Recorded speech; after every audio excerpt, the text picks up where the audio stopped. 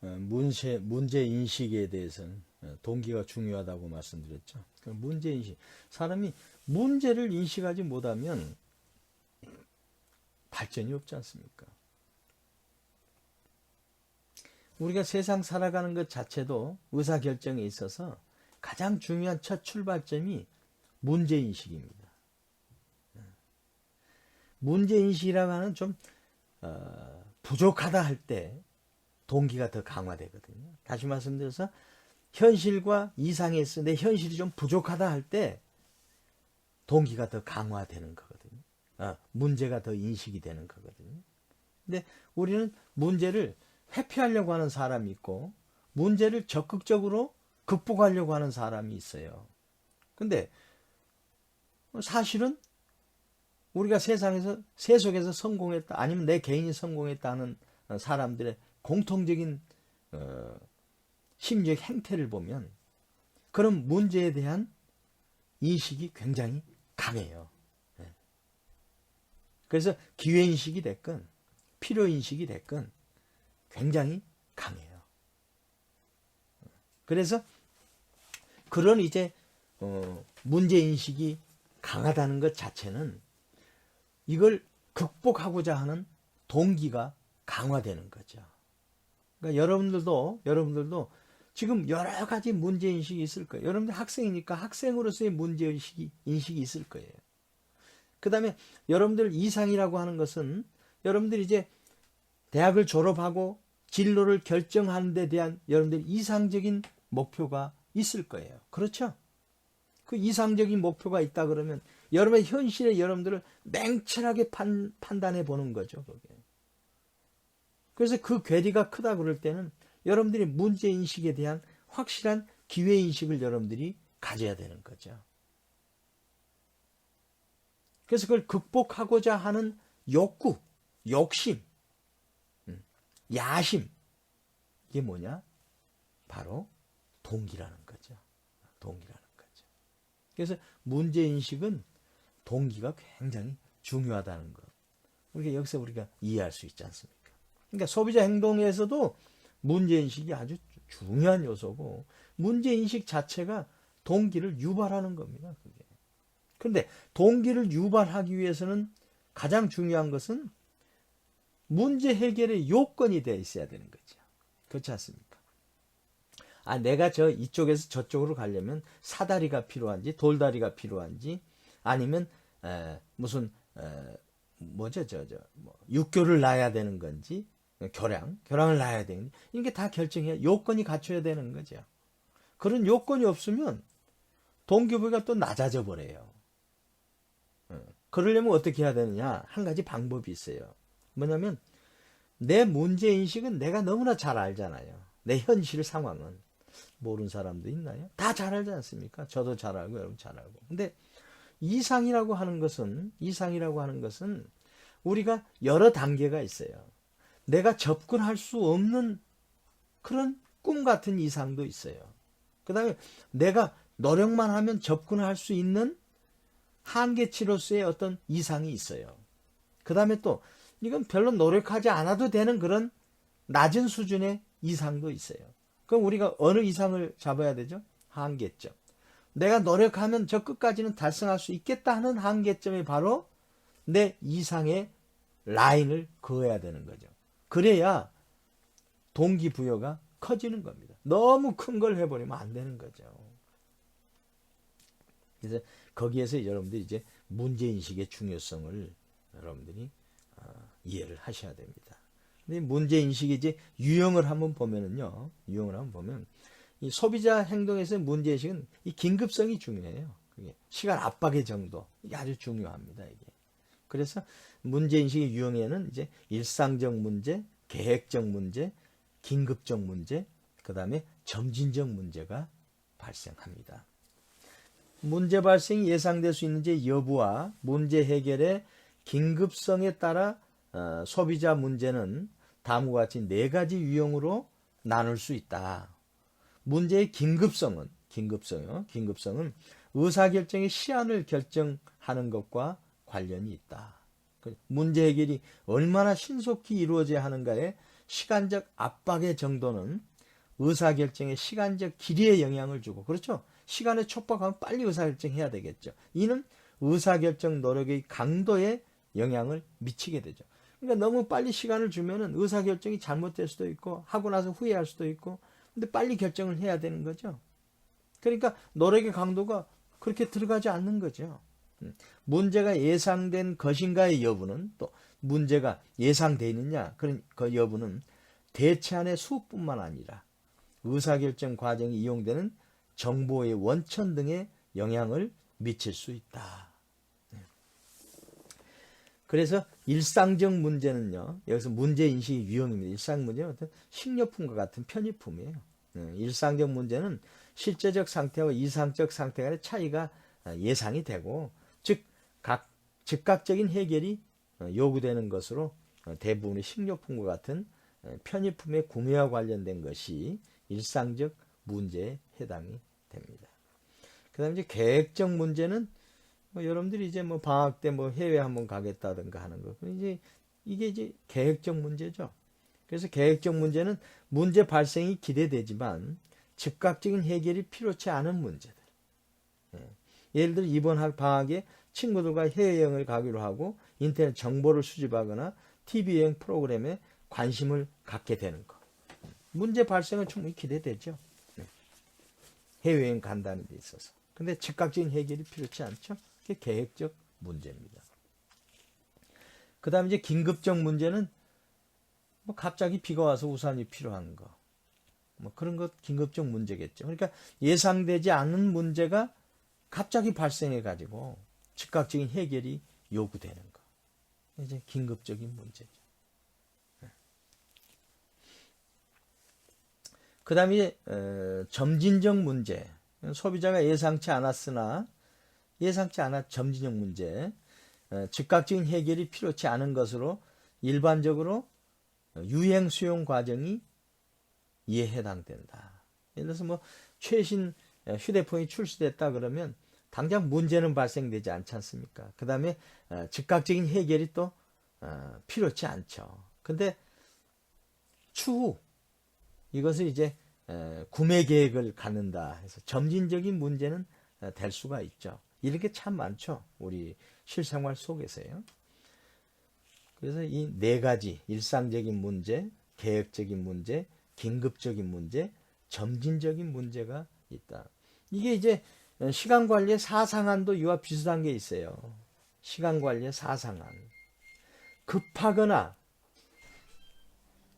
필요하거나, 그 다음에 필요한데 급하지 않은 거. 이게 있을 수 있어요. 그 다음에 중요하거나 즉각 필요한 거. 또 중요치 않지만 즉각 필요치도 않는 거. 이런 네 가지 사상을 우리가 관리할 수가 있죠. 그렇게 되면 이제 꼭 필요하고 시급한 것을 먼저 해야 되겠죠. 그렇죠. 그 다음에 이제 즉각적으로 필요치는 않거나 아주 중요한 계획 같은 거, 이런 것은 이제 이게 점진적, 이게 뭡니까? 이게 우리가 보면 계획적 문제죠. 이걸 해야 되겠죠. 그러니까 이제 일상적인 문제 같은 경우는 필요하고, 당장 필요하고 당장 해야 되는 거, 그런 게 있어요. 그 다음에 이제 필요치도 않고, 급하지도 않은 거.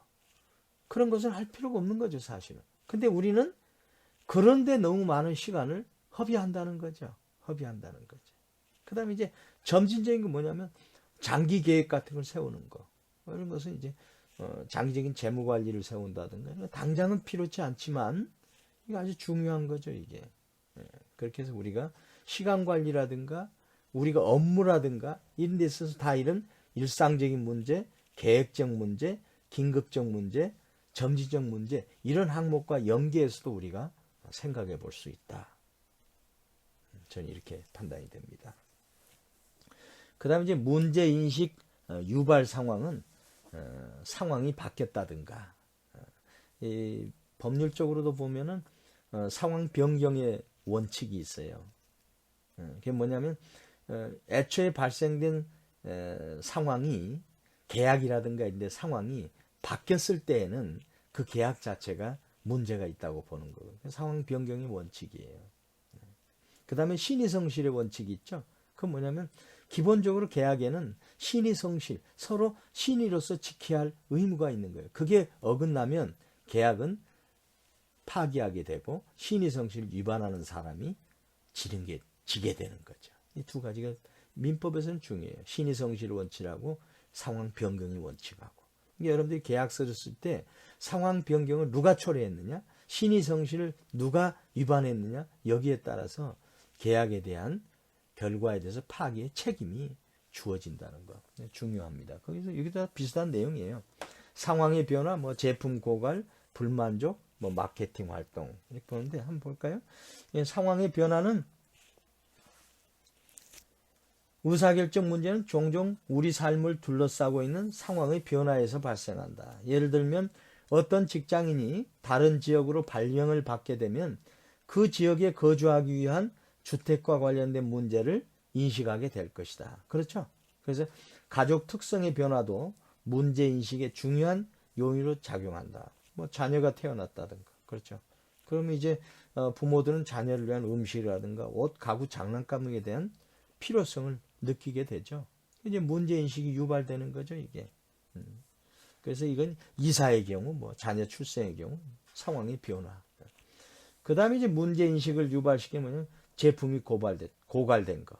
식료품이라든가 약품, 뭐, 그 다음에 기호품, 이런 편의품이 떨어졌을 때는 바로 문제인식이 발생이 되는 거죠. 그래서 이제 소비자가 문제인식을 갖게 되는 가장 빈번한 경우라고 우리가 볼 수 있어요. 식료품, 약품, 뭐 기호품 등의 편의품이 여기에 해당이 됩니다. 그래서 소비자는 사용하던 제품을 소비해서 재고가 바닥이 나면 욕구를 지속적으로 충족시키기 위해서 재고를 다시 충당하여야 합니다. 예를 들면 아침에 식사하는데 뭐 식빵이 부족하거나 뭐 이런 경우에 그 식빵을 다음날 먹기 위해서는 채워야 되겠죠. 이런 제품의 고갈이 우리 상황 속에서 빈번하긴 해요. 그래서 문제인식을 유발시킨다는 겁니다. 그 다음에 이제 기존 제품에 대한 불만족. 예를 들어서 이제 소비자들이 현재 보유하고 있는 제품에 만족하지 못하여 문제를 인식하게 된다. 가령 현재 입고 있는 옷이 너무 유행에 뒤져 있어 새로운 유행 제품으로 대체하려는 경우가 그것이다. 현재의 제품에 대한 소비자의 불만은 다른 결정의 결과로도 야기된다. 유해에서 옷을 새 유행 제품으로 바꾼 후에 구두가 그에 어울리지 않음을 새로 발견하고 그것마저 대체하라는 경우가 그것이다. 또한 소비자들은 단조로운 느낌에서 벗어나 새로운 어떤 것을 추구하려는 욕구에 의해 불만족이 초래된다. 그 다음에 이제 네 번째 중요한 게 이제 마케팅 활동입니다. 기업의 마케팅 관리자는 소비자를 겨냥한 촉진 활동을 통해서 한마디로 속된 말로 꼬신다는 거죠. 촉진 활동을 통해서 소비자들의 문제 인식을 키우려고 한다 이거죠. 그래서 마케팅 관리자는 여러 가지 촉진 활동을 통해서 소비자들이 이상적 상태와 실제적 상태 간에 큰 차이가 있다고 지각하게 만든다. 그러나 대개의 경우 문제를 인식하고 있지 않으면 마케팅 활동에 주의를 기울이지 않는 경향이 있다. 따라서 마케팅 활동도 일단 소비자의 문제 인식이 일어난 후에 수행될 때 비로소 그 효과가 크게 나타난다. 때때로 구매 시점에서 이루어지는 마케팅 활동에 의해서 문제 인식이 발생할 수도 있다. 그래서 구매 시점 활동을 통한 활동을 통해서 소비자들이 이전부터 지각하고 있었지만 구매 욕구가 충족되지 않은 제품에 대한 구매를 이끌어낼 수도 있다. 그래서 이제 문제 유발 상황은 상황 변화, 제품 고갈, 불만족, 마케팅 활동에 의해서 연관. 예를 들어서 여러분, 제가 지금 이제 마케터라면요, 여러분 학생이고 학생을 제가 지금 함께 공부하고 있지 않습니까? 거기서 여러분들한테 뭔가 촉진 활동을 해야 되는 거예요. 공부를 여러분과 같이 공부할 때 여러분들한테 뭔가 촉진 요소를 줘야 돼요. 그래서 여러분들한테 자극을 하는 거죠. 여러분, 어학은 어느 수준 되지 않으면 직장 잡기 어렵다. 자극을 계속 여러분들한테 주는 거예요. 그래서 영어를 기본적으로 여러분들 해놔야 돼요. 그게 국제어니까. 그 다음에 제2 외국어 정도도 여러분들이 할 수 있다면 여러분 아주 중요한 목표를 달성하는데 큰 하나의 걸림돌을 해소하는 거다. 이게 자극을 제가 주잖아요. 그럼 여러분들 거기에 반응을 하잖아요. 그러니까 반응을 해서 어떻게 합니까, 여러분들? 그래야 여러분들이 학습을 하는 거죠. 뭐 찾는 거죠. 과거의 경험도 있고 새로운 공부가 새로운 정보 탐색 아닙니까? 그래가지고 이제 여러분들이 이제 목표 달성하는 과정으로 진입하는 거죠. 문제를 지각하게 하는 거, 그게 마케팅 활동에도 중요한 거죠.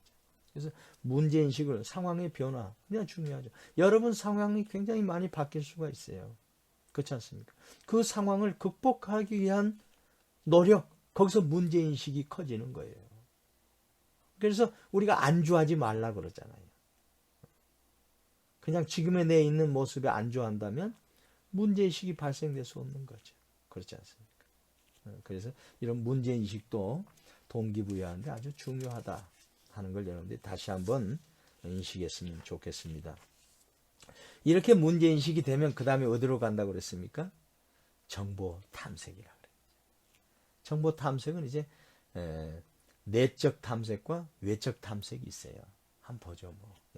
그래서 정보 탐색은 소비자 행동에 있어서는 정보 탐색이지만 여러분들 개인적인 어떤 의사결정에 있어서는 이게 학습이에요. 학습. 공부예요.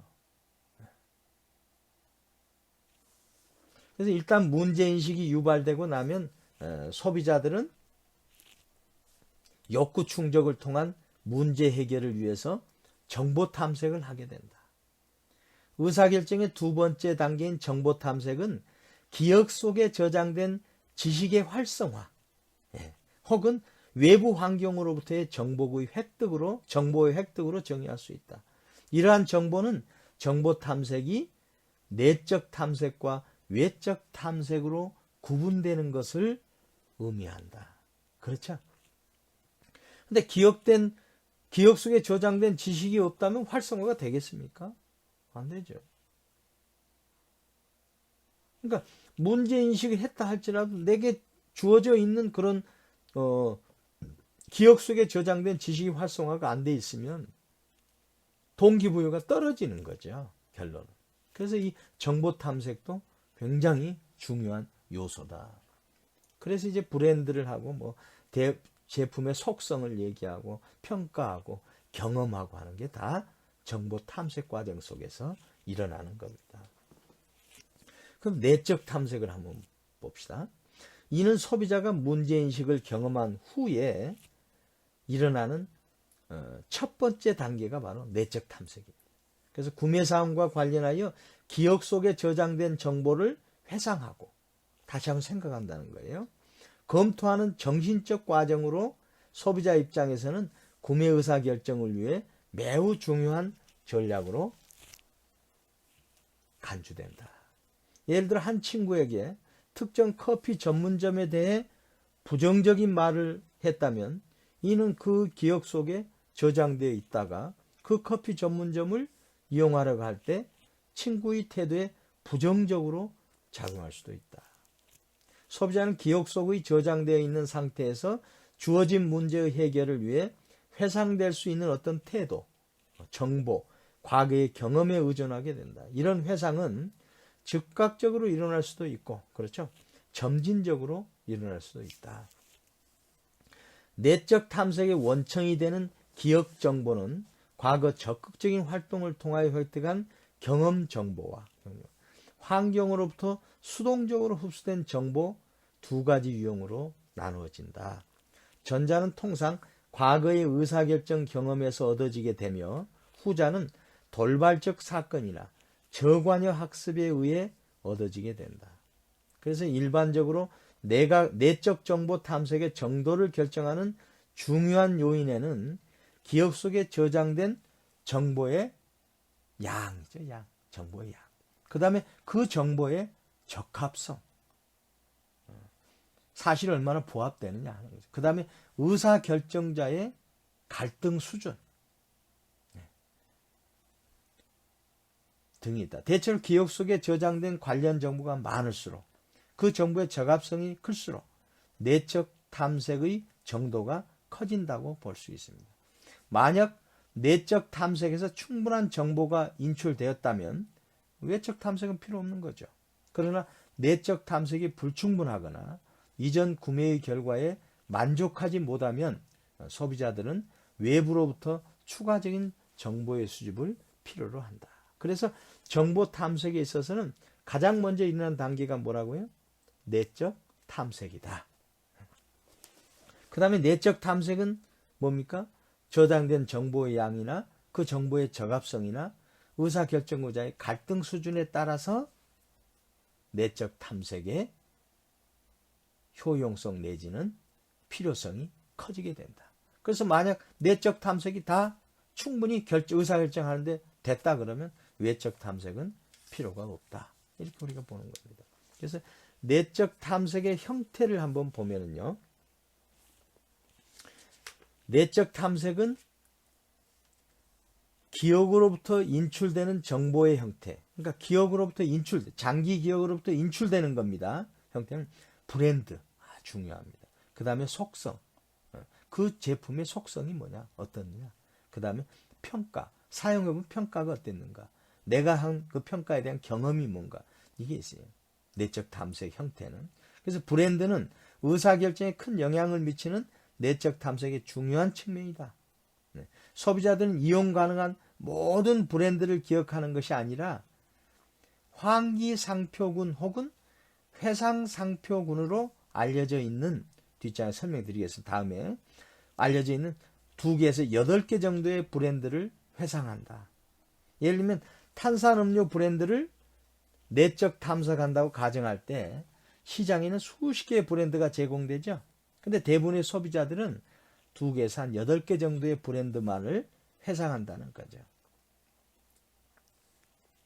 그 다음에 내적 탐색의 두 번째 형태는 속성입니다. 속성. 이건 뭐냐면 정보의 어떤 요약 및 단순화로 이루어지는데요. 내적 탐색을 통해서 기억 속에 저장된 일부의 정보만이 인출된다 하는 게 아니에요. 이것은 시간이 지남에 따라 우리의 기억이 감소돼 가지고 제품이나 서비스에 대한 구체적인 사실을 기억할 수 없기 때문에 아주 단순화된 요약된 정보만을 우리가 속성을 이해하고 있다는 겁니다. 어떻게 다 우리가 그걸 이해하겠습니까? 시간이 지났는데. 그렇죠.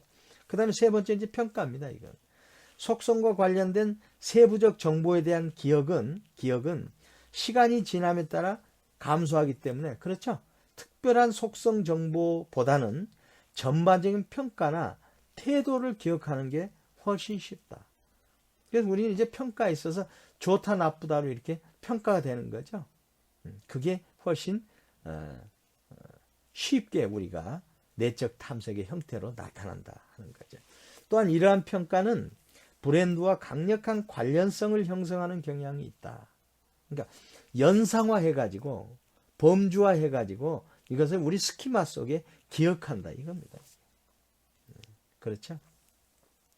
이런 이유로 기업의 마케팅 담당자들에게 있어서 브랜드 혹은 제공물에 대한 긍정적 태도는 아주 중요한 요인으로 작용한다. 그 다음에 내적 탐색의 또 다른 형태는 이제 경험이에요. 경험. 그래서 브랜드, 그 다음에 속성, 평가, 경험.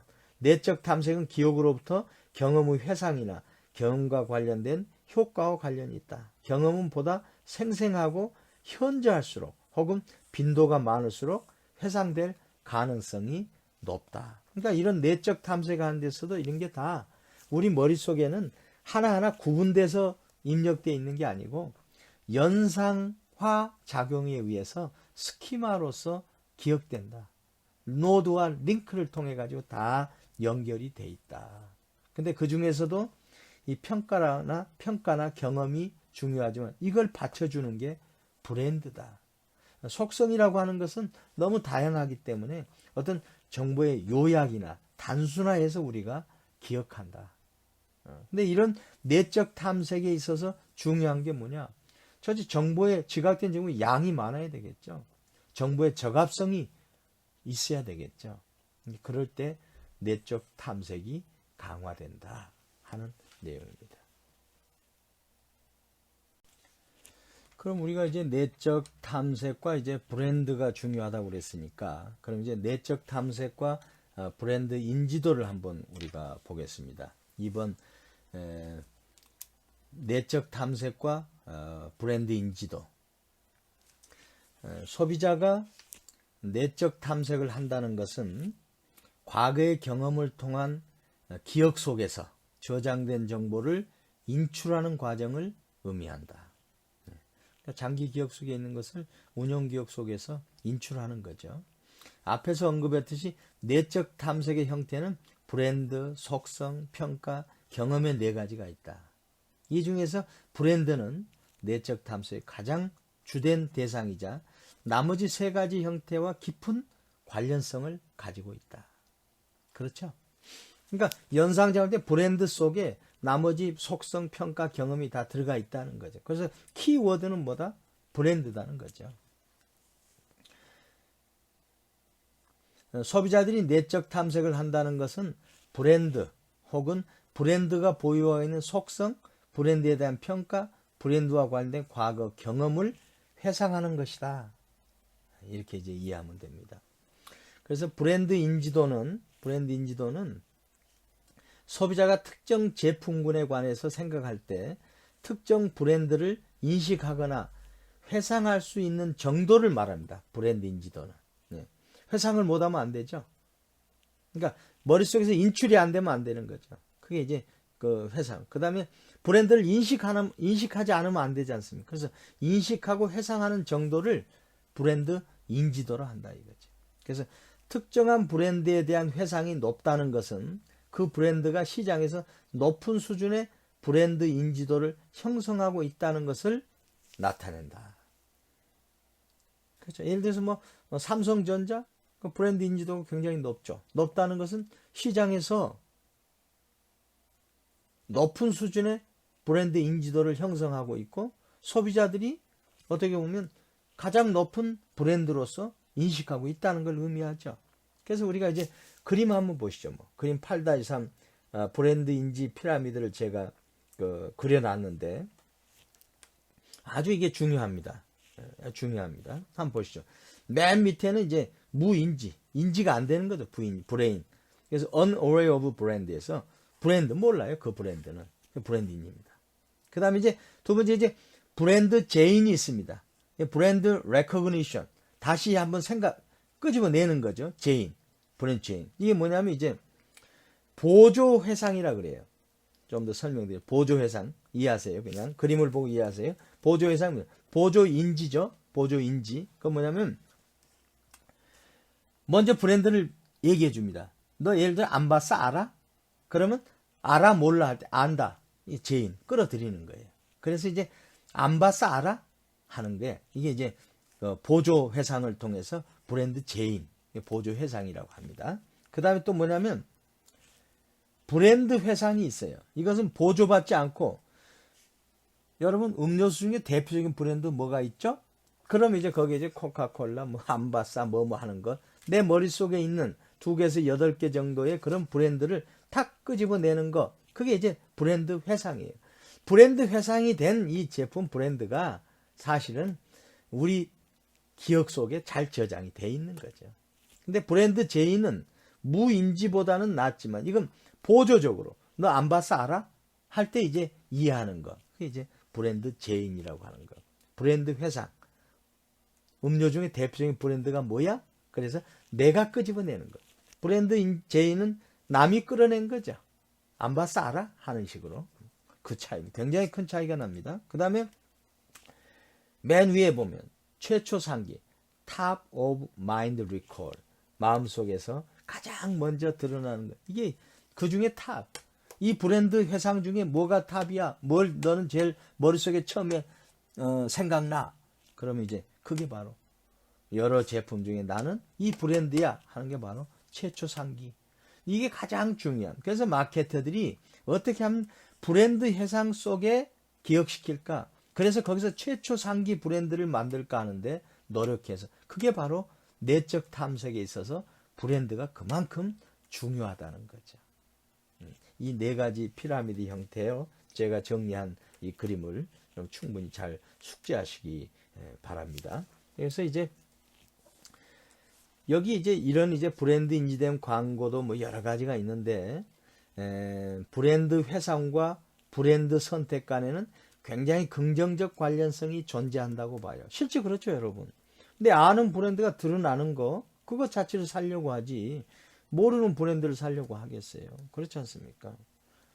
그래서 특정한 브랜드 회상률이 높다는 것은 그 브랜드가 내적 탐색을 통해서 기억으로부터 인출될 가능성이 매우 높다는 거죠.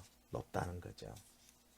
그래서 마케팅 담당자들은 자사의 브랜드가 소비자들의 기억으로부터 쉽게 인출될 수 있는 그런 활동을 강화해야 된다는 겁니다. 이제 내적 탐색입니다. 그 다음에 이제 외적 탐색 한번 보죠. 외적 탐색. 외적 탐색도 아주 중요한 하나의 어떤 그 정보 탐색에 있어서 중요한 요소죠. 다만 내적 탐색을 통해서 내가 이미 다 결정했다 그러면 문제의식이 이제 다 이미 결정됐다 그러면 외적 탐색은 이제 할 필요가 없는 거죠. 외적 탐색의 개념 및 형태. 이건 구매 전 탐색하고 지속적 탐색이 있어요.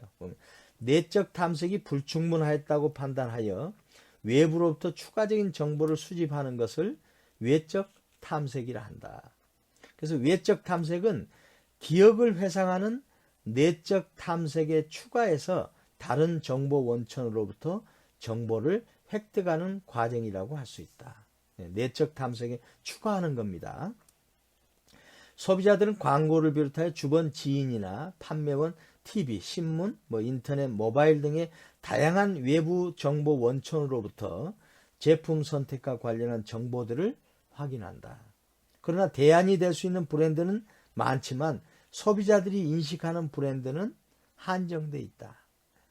외적 탐색은 구매 전 탐색과 지속적 탐색으로 구분할 수 있다. 구매 전 탐색은 가까운 시점의 구매 의사 결정을 위해서 활성화되는 외적 탐색이다. 그래서 지속적 탐색은 이따금 발생하는 구매 욕구와 관련하여 상대적으로 규칙적이고 지속적으로 발생하는 정보 획득이다. 예를 들면 두 명의 소비자가 자동차 전문 잡지를 보고 자동차 관련 웹사이트를 검색하고 자동차 관련 커뮤니티에 가입해서 정보를 얻을 수 있습니다. 그렇죠? 그러나 한 명은 다음 달에 새로운 승용차를 구매하기 위해 구매 전 탐색을 했다고 보고 다른 한 명의 소비자는 문제의 인식이 활성화되지는 않았지만 자동차에 대해서 지속적인 관여를 가지고 정보를 탐색할 수 있다. 이럴 때 정보 탐색의 효과는 승용차를 구입해갔다는 사람이 훨씬 더 문제인식이 크고 문제인식이 큼에 따라서 정보 탐색에 대한 관심도가 훨씬 높겠죠. 그래서 이제 외적 탐색의 형태를 그림 8-1 표로 한번 제가 설명을 드릴게요. 거기에 보면 이제 외적 탐색, 구매 전 탐색은 뭐냐면 다시 설명 문제 인식 후 탐색입니다. 그러니까 이 자동차에 있어서 한 달 후에 사겠다고 한 사람은 구매 전 탐색으로 문제 인식이 된 상태예요. 그래서 이제 이걸 탐색하는 겁니다. 그럼 결정 요인이 뭐예요? 구매 관여도. 낮겠습니까? 높겠습니까? 구매 관여가 매우 높죠. 그 다음에 시작 환경이나 상황적 요인. 여기에 대해서 충분히 분석을 했겠죠. 내가 저 차를 살 수 있는 경제적인 능력이 되는가. 또 내가 원하는 제품들이 있는가. 이런 게 다 결정 요인이 되겠죠. 그러니까 동기는 더 나은 구매 결정을 하기 위해서 구매 전 탐색을 하는 겁니다. 결과는 제품 및 시장에 대한 지식이 커지죠. 그 다음에 더 나은 구매 결정을 하게 되죠. 그래서 구매 결과에 대해서 만족이 커지는 거죠. 이게 바로 문제인식 후 단계에 발생한 구매 전 탐색입니다. 네. 그 다음에 지속적 탐색은 뭐냐면 문제인식 전 단계예요. 아, 내가 저걸 사야 되겠다는 그런 문제인식은 아직은 없어요. 그러나 장기적으로 봤을 때, 아, 내가 필요한 정보네. 내가 머릿속에 저장해야 되겠구만 하는 거죠. 그럴 때는 제품 관여도는 높죠. 구매 관여도는 낮지만 제품 관여도는 높습니다. 그 다음에 시장 상황이라든가 상황적 요인을 다 분석은 하는 거죠. 네. 그 다음에 동기는 미래 사용을 위한 정보 구축입니다. 그 다음에 재미와 즐거움의 경험이에요. 그래가지고 또 너무 좋으면 지속적 탐색을 하다가 바로 구매를 할 수도 있어요, 이게. 예. 그래서 미래 구매의 효율 및 개인적 영향을 이끌어내는 제품 및 시장에 대한 지식을 키우는 거다. 그래서 충동 구매가 증가한다. 이걸 쭉 보다가 문제인식이 없었는데, 아, 이거 좋네 해가지고 바로 사버린다든가, 잘 바꿔버린다든가 하는 거죠. 충동 구매가 증가하고. 그 다음에 탐색 및 기타 결과에 대한 만족은 굉장히 높겠죠. 그래서 외적 탐색은 문제인식 후 단계인 구매 전 탐색과 문제인식 전 단계로 보는 지속적 탐색 두 가지가 있다 하는 걸 우리가 염두에 두셔야 됩니다.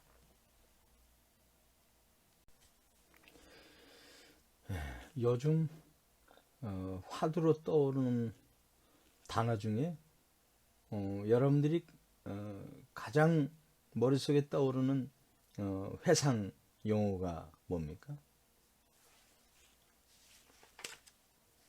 최초 상기가 뭐예요? Top of Mind Recall. 요즘 트렌드에 따라서 가장 머릿속에 떠오르는 거.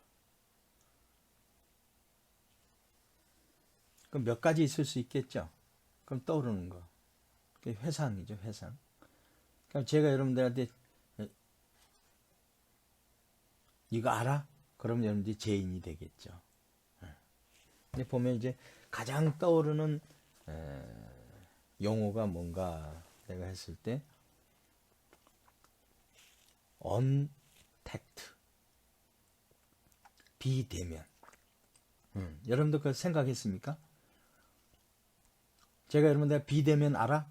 그러면 이제 그게 죄인입니다. 머릿속에. 그 다음에 이제 여러분들이 그걸 생각했다면, 여러 개 중에 생각한 게 하나였다면, 그 중에 하나였다면 여러분들이 회상을 한 겁니다. 그러니까 맨 먼저 여러분도 언택트를 생각했다면 그게 이제 최초 상기. 그렇게 이해하시면 돼요. 근데 우리는 이제 이게 불과 한 2, 3년 됐어요. 언컨택트 이게. 근데 이제 그 서구에서 이제 용어는 이제 non-contact. 앞에 접두사를 no contact. 그다음에 zero contact. 뭐 이런 용어를 써요. 근데 우리는 이제 uncontact 이렇게 썼는데 굉장히 아주 잘 쓴 것 같아요. 이게 뭐냐면 이제 그 인공지능이 발달이 되고 그다음에 네트워크가 이제 구축이 되고 그다음에 이제 빅데이터가 이제 활성화가 되다 보니까 사람 없이 행할 수 있는 일이 많이 증가하고 있다. 그래서 이제 이런 코로나19 사태 때문에 지금 우리가 비대면 교육을 하고 있지 않습니까? 이 비대면 교육이 영어로 uncontact, non-contact, no contact, zero contact 이런 거예요. 그러니까 여러분과 저는 지금 uncontact 교육을 하고 있죠. 여러분과 저하고 직접 대면하지 않고 지금 교육을 하고 있지 않습니까? 저는 제 서재에서 지금 PC를 통해서 여러분과 지금 대화를 하고 있는 거고 여러분 또 여러분의 공간에서 제 강의 내용을 듣고 있는 거죠. 이게 이제 언컨택트인데 이게 아주 이제 앞으로 활성화된다는 겁니다. 그래서 여기 무슨 게 인공지능, 인공지능. 그 다음에 이제 네트워크가 굉장히 무섭지 않습니까 지금? 뭐 포탈이니 뭐니 그 다음에 뭐 유튜브니 뭐 그 다음에 구글이니 뭐 네이버니 이 네트워크 구축이 엄청나게 용인하지 않습니까? 이 네트워크 속에 모든 상품을 다 넣을 수 있거든요. 그러면 비대면으로 진행되는 거죠. 그 다음에 그걸 배송하는 그런 또 전문 기업들이 또 엄청나게 많이 나타나고 있지 않습니까? 과거에는 우리가 식당을 운영하면 식당에서 배달부를 고용했어요. 그렇죠? 중국집 같은 경우. 그럼 배달부가 그것을 배달했거든요. 근데 그게 이제 네트워크가 구축이 됨으로 인해 가지고 그런 배달 형태로는 인건비가 너무 많아지고 비용이 너무 커. 고정비가 많아져요. 그래서 그것을 다 묶어서 전문 솔루션 기업이 생겨가지고 배달의 민족처럼 전국을 커버한 배달을 다 하는 거예요. 주문하면 바로 10분 내에 고객한테 전달될 수 있는 시스템을 다 갖추고 있는 거예요. 이게 무서운 겁니다. 그 다음에 빅데이터 뭐냐면요. 앞으로는 빅데이터, 데이터를 많이 갖고 있는 기업이나 국가가 미래를 좌우한다는 거예요. 그러니까 여러분의 데이터나 저의 데이터가 다 어느 포털에 들어있더니 간에 다 구축이 되어 있는 거예요. 그래서 제가 좋아하는 성향이 뭐고, 제가 좋아하는 정책 이념이 뭐고, 그 다음에 제가 무슨 책을 샀고, 이런 게 다 확인되는 거예요, 이게. 그러니까 심지어는 정치 분석가들은 그 빅데이터만 다 갖추고 있으면 적어도 표준오차 0.2~3% 정도 수준에서 장차 누가 대통령 되고 국회의원 될 건지를 결정할 수 있다고 보는 거예요. 이게. 물론 사람이라고 하는 것은 꼭 데이터에 의해서만 하지 않지만 그 데이터가 그만큼 빅데이터가 이 결정의 근접성을 다 예측하고 있다는 거예요. 그래서 아마존 같은 그런 회사들이 오프라인이 아닌 온라인을 통해서 미국의 판매 시장을 독점하고 있지 않습니까? 거의. 그래서 기존에 있는 백화점이나 이런 데는 다 고사 위기에 처해 있는 거거든요. 그래서 이 언택트 산업이 트렌드가 앞으로 더 가속화될 거다 하는 얘기가 지금 전문가들 사이에서 회자되고 있지 않습니까? 그러니까 여러분도 이런 언택트 관련 산업에 대해서 공부할 필요가 있어요.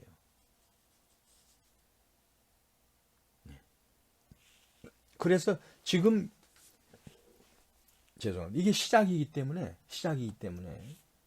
여러분들에게 어떤 좋은 기회가 될 수 있어요.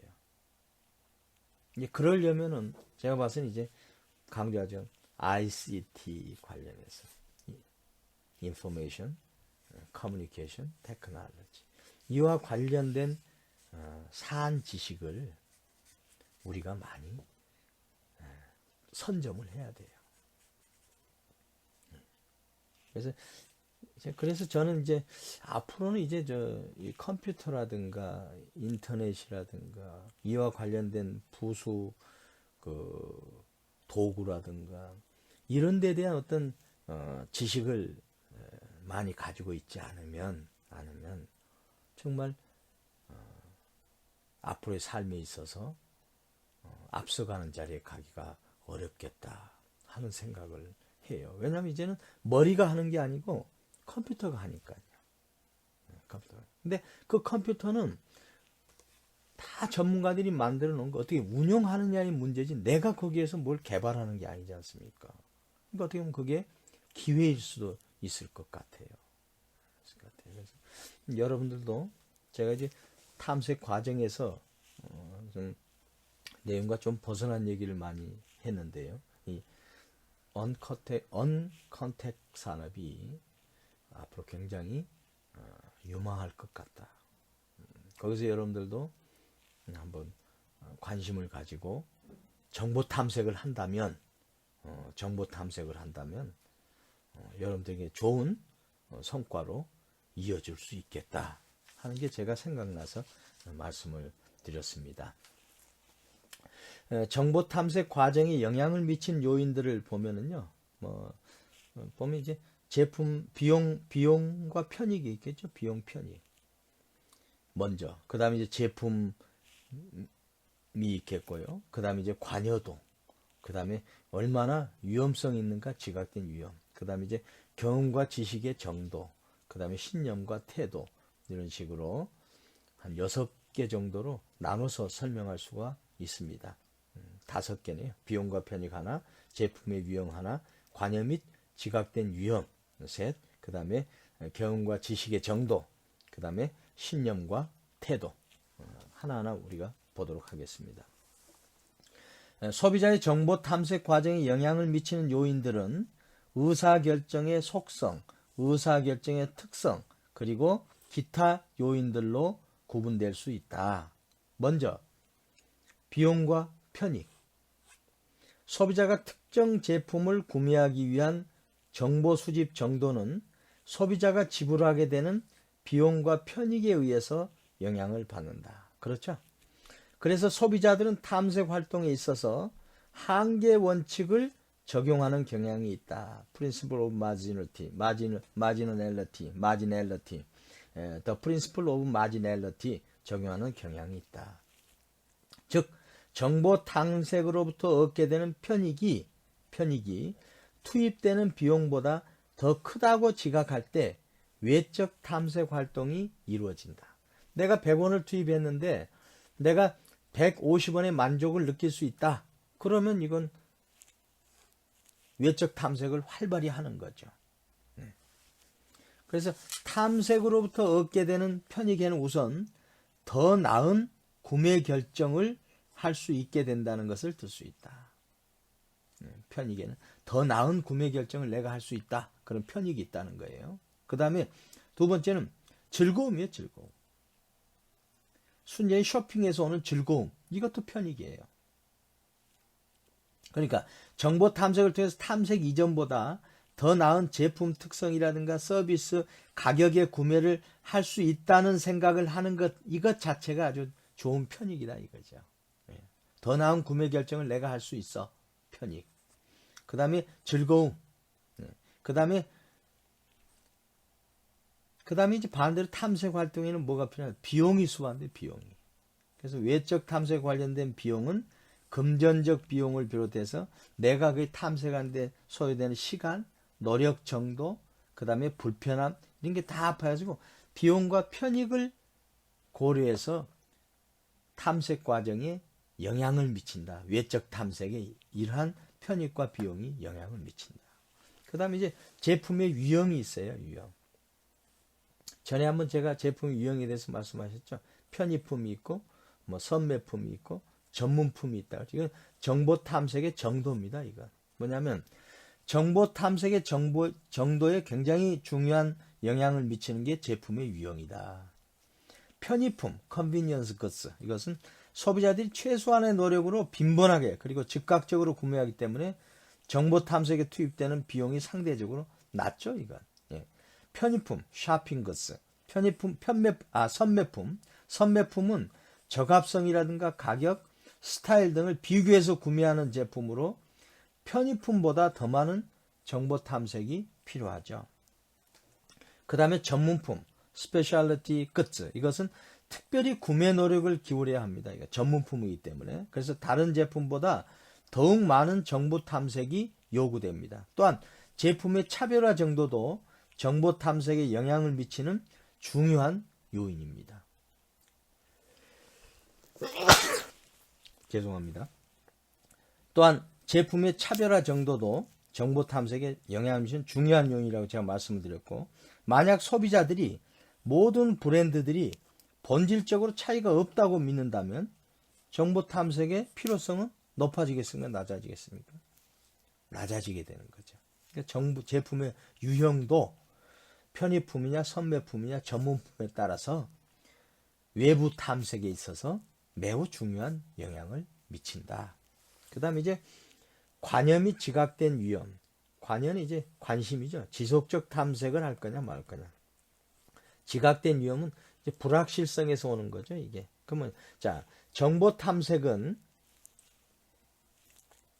제품 및 의사결정 과정에 대한 소비자 관여 수준에 의존하는 경향이 높다. 그렇죠? 제품에 대한 관여는 제품에 대한 지속적인 관심을 반영하는 것으로 지속적 탐색에 더 큰 영향을 미친다. 관여도가 높으면 탐색이 더 외적 탐색이 강화되겠죠. 당연한 거죠. 이에 반해서 구매 전 탐색은 제품의 구매와 관련한 위험으로부터 발생하는 의사결정에 대한 관여와 밀접한 관련성을 가지고 있다.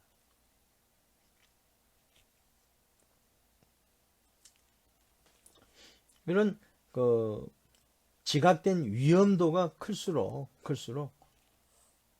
관여도도 높아지면서 정보 탐색도 더 외적 정보 탐색이 강화되고 활성화된다 하는 내용입니다. 그래서 지각된 위험은 제품의 구매나 사용, 처분과 관련한 행동에 대한 소비자들의 불확실성이죠. 이게 불확실성. 그래서 구매 의사결정 과정에서 항상 지각된 위험이 수반된다. 부정적 결과의 가능성이 높으면 지각된 위험은 높아지게 되는 거죠. 그래서 소비자들은 더 많은 정보를 수집해서 더욱 주의 깊게 정보를 처리하고자 할 것입니다. 그렇죠?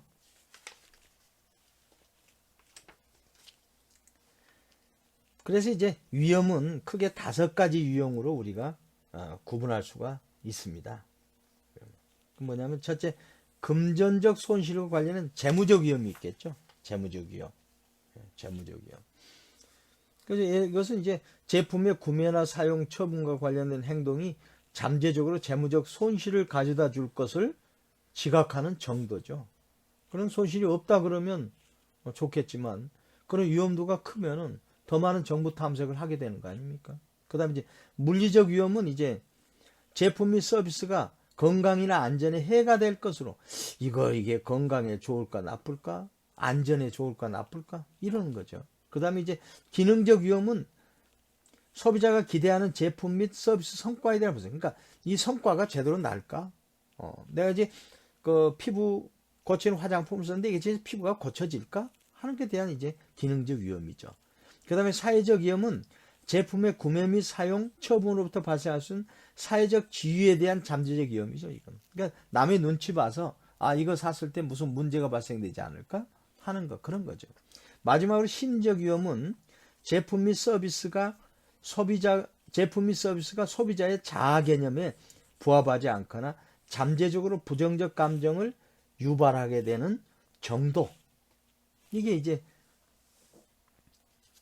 지각된 위험이 크냐 낮느냐를 결정해서 정보의 탐색이 더 강화되고 활성화되고 하는 거죠. 그래서 유발 요인으로서 굉장히 큰 거죠.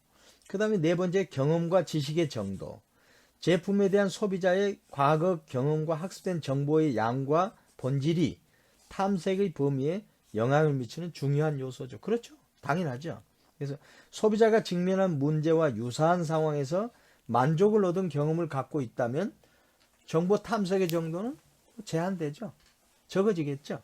만일 경험이 부족하다면 소비자는 정보 탐색에 더 많은 노력을 기울이게 되는 겁니다. 이게. 지식은 정보 탐색을 억제할 수도 있고 촉진할 수도 있죠. 다시 말씀드려서 제품에 대한 지식 수준이 낮은 소비자들은 의사결정에 활용할 더 많은 정보를 획득하기에 원하는 반면에, 그렇죠. 당연하죠. 지식 수준이 높은 소비자들은 해당 제품군에 보다 친숙하기 때문에 구매 전 탐색의 필요성이 낮아지는 겁니다. 이와 같이 이전 경험이나 지식은 정보 탐색에 긍정적으로도 작용할 수 있고 또 부정적으로 작용할 수 있는 겁니다. 그래서 이제 지식과 외적 탐색 간의 관계를 역유자형 형태라고 그래요.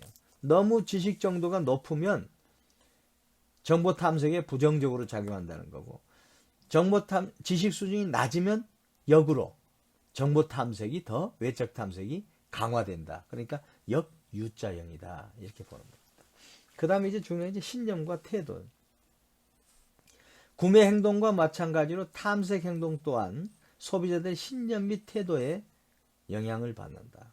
소비자들은 새로운 정보에 노출이 되면 저장된 지식을 이용해서 이들 정보들을 뭐 한다 그랬어요? 범주화, 연상화한다. 그렇죠.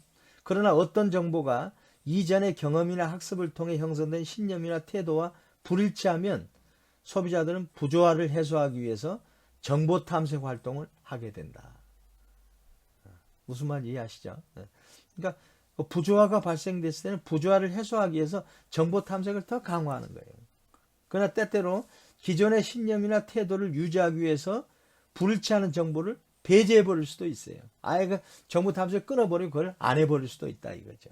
신념과 태도가 그만큼 정보 탐색에 있어서 중요한 요인이라는 것을 설명한 겁니다. 그래서 정보 탐색 결정에 영향 미친 요인은 다시 한번 말씀 비용과 편익 중요하죠. 그 다음에 제품의 유형, 그 다음에 관여 및 지각된 위험 정도, 그 다음에 경험과 지식의 정도, 그 다음에 마지막에 신념과 태도다. 보시면 됩니다. 그 다음에 이제 외적 탐색의 원천은 아무래도 뭐 인적, 사람과 관련된 거, 그 다음에 비인적, 사람과 관계되지 않는 거, 그 다음에 상업적, 뭔가 상업적으로 이걸 이용하느냐, 아니면 비상업적 원천이냐, 네 가지로 이제 구분할 수 있죠. 보면은 뭐 간단합니다. 이건 전통적으로 판매원, 이건 인적이죠. 광고나 소매점, 이것은 상업적이죠. 이건 광고 소매점. 그러나 비인적이죠. 이게 이 같은 정보 원천입니다. 이게 비모. 이외에도 가족이나 친구, 동료, 지인, 중거 집단, 이것도 인적이죠. 이게 외적 탐색의 중요한 정보 원천입니다. 그러나 인터넷 발달과 매체 환경 변화는 소비자들의 정보 원천에 대해서 의존에도 변화를 가져오고 있다. 인터넷을 통한 온라인 정보 탐색이 대표적이다. 오늘날 시장에서 많은 소비자들은 인터넷을 이용하여 거의 무제한적인 정보에 접근하는 것이 가능하다. 사실 위에서 언급한 다른 유형의 원천들로부터의 정보도 인터넷을 이용하여 얻을 수 있다. 그만큼 인터넷이 중요하다는 겁니다. 예를 들면 과거에는 인적 정보 원천의 대부분은 면대면 사람과 사람끼리 커뮤니케이션을 통해서 이용했지만 지금 블로그라든가 뭐 온라인 커뮤니티, 그 다음에 사회적 네트워크 등 온라인을 통한 정보의 접근과 이용이 가능해졌다. 그래서 이와 같은 외적 탐색 환경의 변화로 인해서 기업의 마케팅 담당자들은 구글이라든가 뭐 아마존, 뭐 네이버, 뭐 다음 등의 사이트에서 자신들의 정보가 최적화되어 소비자들에게 제공될 수 있도록 많은 비용을 지불하고 있다. 그래서 그 구글 같은 데는 사실은 광고를 해서 돈을 벌어들이지 않습니까? 그러니까 소비자들이, 기업들이 그만큼 거기에 중요성을 인식하고 광고를 올리는 겁니다. 검색 엔진 최적화, Search Engine Optimization, SEO라고 합니다.는 웹페이지 검색 엔진이 자료를 수집하고 순위를 매기는 방식에 맞게 웹페이지를 구성해서 검색 결과의 상위에 나올 수 있도록 하는 작업, 검색 엔진 최적화가 굉장히 중요하죠. 구글이라든가 이런 사이트, 네이버 이런 사이트에서는. 그게 이제 광고와 직결되기 때문에 그래요. 광고 직결되고. 그럼 기업들은 그게 매출과 직결되기 때문에 거기에 투자를 많이 하는 거죠. 그래서 웹페이지와 관련된 검색어로 검색한 것이 검색 결과의 상위에 나오게 된다면 방문 트래픽이 늘어나기 때문에 효과적인 인터넷 마케팅 방법 중에 하나로 볼 수가 있다. 그래서 적절한 도메인 이름을 설정하거나 그 다음에 포스트의 가독성이나 그 다음에 웹페이지 로딩 속도를 최대한 끌어올리고 웹페이지를 적절하게 배치하고 다른 웹페이지에서 링크가 많이 연결되는 방법 등을 이용하는 그런 그 방식들이 지금 트렌드로서 엮어지고 있다. 그럼 여기 이제 8-표로는 정보 원천의 유형을 보면요. 인적, 비인적, 그 다음에 상업적, 비상업적이 있죠. 그럼 인적은 상업적일 때는 판매원이 있겠죠. 그렇죠. 그 다음에 비인적 요소로 상업적인 요소는 광고, 소매점 정보, 온라인 검색인지, 사이버 미디어 이런 게 있겠죠. 또 비상업적인 부분에 보면 인적은 가족들, 그러니까 중거 집단, 사회적 영향자 이게 있고, 비인적은 일반적 목적의 매체에서 평가하는 나름대로 객관성이 있다고 하는 평가 내용. 그 다음에 중립적인 정보, 직접 구매한 사람이 아닌 제3자가 판단했을 때 이렇다는 정보. 그 다음에 온라인 커뮤니티에서 좋다 싫다, 뭐 최고 만족 이런 거. 그 다음에 개인 SNS상에서도 있는. 그래서 정보 원천이 이렇게 상업적, 비상업적, 인적, 비인적으로 나누어져서 정보 탐색의 도구로서 활용되고 있다. 보시면